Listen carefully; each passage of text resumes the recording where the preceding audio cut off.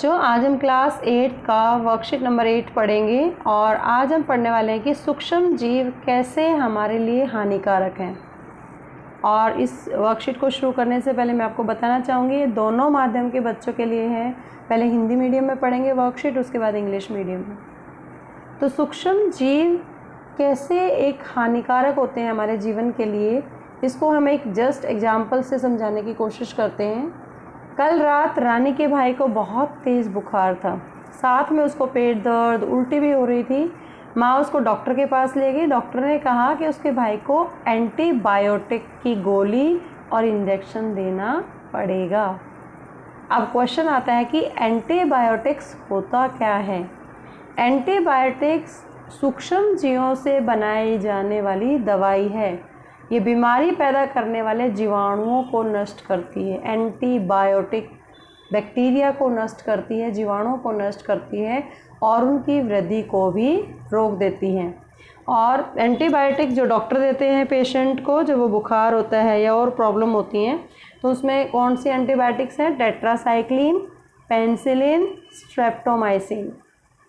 इसी तरीके से पशु पक्षी या पौधों में भी रोग नियंत्रण के लिए एंटीबायोटिक्स का प्रयोग करते हैं।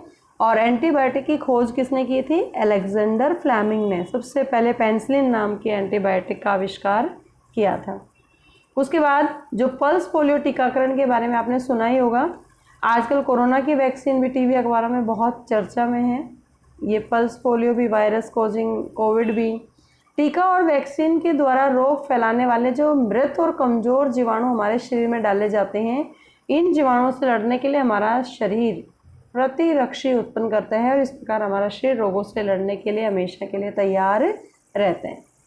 अब जैसे कोविड-19 का इंजेक्शन लग रहा है, तो वो क्या करते हैं? वो हमारे इम्यून सिस्टम को स्ट्रॉन्ग बना रहा है, ताकि कोई भी वायरस अगर बॉडी में आएगा कोरोना से रिलेटेड, तो वो उस वायरस से हमारा शरीर के अंदर एंटीबॉडीज़ है वो क्रिएट हो जाती हैं और वो लड़ने के लिए उनसे तैयार हो जाती हैं। तो ये प्रतिरक्षी जो होता है हमारे शरीर में आजीवन बने रहते हैं और लोगों से लड़ने के लिए हमेशा तैयार रहते हैं। ऐसे ही बच्चों में पोलियो की दवा पिलाई जाती है 5 साल तक, ताकि कोई भी वायरस जो पोलियो फैलाता है अगर वो शरीर में एंटर कर भी जाता है तो वो हमारे शरीर को इफ़ेक्ट नहीं करेगा, क्योंकि वो दवाई है वो लड़ने का काम करती है, एंटीबॉडीज़ क्रिएट करती है। और आजीवन बच्चों में जो टीके लगाए जाते हैं वो उनके शरीर में आजीवन बीमारियों से लड़ने के लिए तैयार रहते हैं। जैसे चेचक का टीका होता है, तो उसकी खोज की थी एडवर्ड जेनर नामक वैज्ञानिक ने सबसे पहले खोज की थी। इस पत्रिका के आधार पर आप अपनी नॉलेज है वो चेक कर सकते हैं इन क्वेश्चंस के माध्यम से। पहला है एंटीबायोटिक किन्हें कहते हैं? किन्हीं 3 एंटीबायोटिक का नाम लिखिए। एंटीबायोटिक की खोज सबसे पहले किसने की? वैक्सीन किससे कहते हैं? अपने मम्मी पापा से पूछो कि उन्होंने बचपन में आपको कौन कौन से टीके लगवाए थे। तो ये बहुत ही लाइफ से रिलेटेड और वेरी वेरी इंपॉर्टेंट है, ताकि हम अपनी हेल्थ को अच्छे से मेंटेन कर सकें।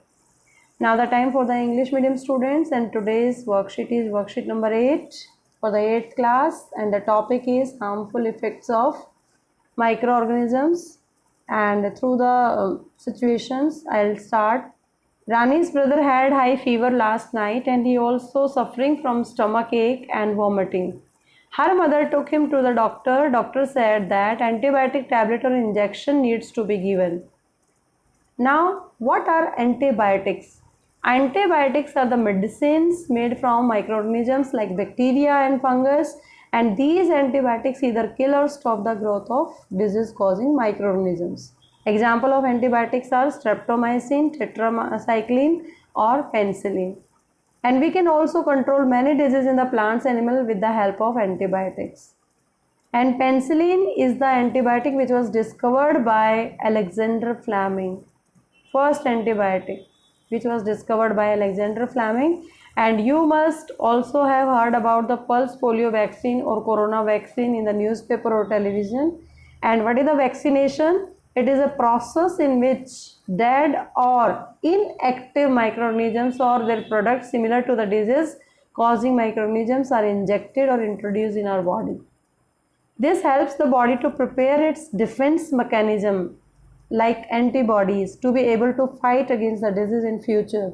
Thus makes us immune against the disease. Smaller children are vaccinated at the young age so that their body prepares itself to fight against the disease. So Edward Jenner was the scientist who discovered the vaccine for the smallpox for the first time. On the basis of the worksheet, you can check your understanding through the questions. What are antibiotics? Who discovered antibiotics for the first time? How does an antibiotic work? What is vaccination? Can you ask your parents? Then write the name of few vaccines that were given to you in the younger age. So I hope you understand the concept of harmful effects of microorganisms, how they are used in the medicines. Keep watching Super Vigyan. Thank you so much.